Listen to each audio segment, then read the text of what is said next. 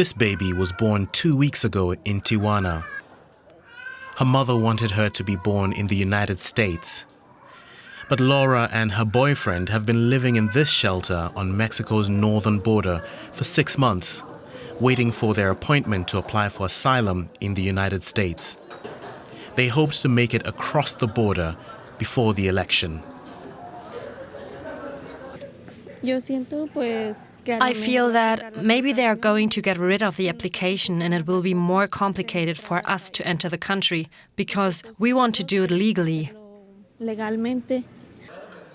Widespread concern that Trump will withdraw the CBP One app and other entry programs may encourage a wave of immigration in the next 2 months before he takes office in January.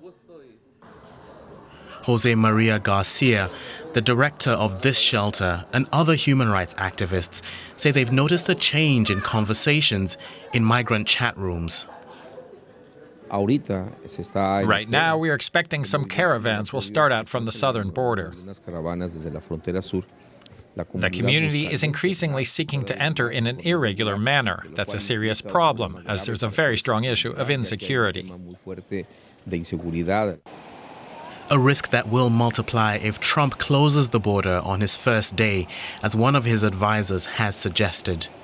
This, added to the massive deportation program that he announced in his campaign, would put a massive strain on Mexico's northern border. The government of the state of Baja California itself has already anticipated this and claims that at least 40% of the shelters in Tijuana still have capacity. However, the cold and dust in these tents are bad conditions for babies.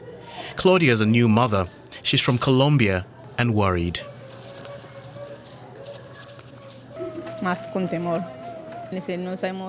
More fear. We don't know what will happen between now and January 20th, what change he's going to make. Because we can see that his change is drastic, very hard. If we can't, we have to wait here in Mexico to see what happens. With majorities in Congress and the Senate, Trump would be able to implement anti-immigration measures and impose tariffs on Mexico if it does not stem the flow of foreigners.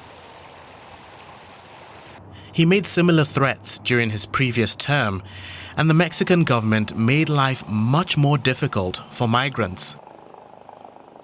But the numbers of migrants increased anyway.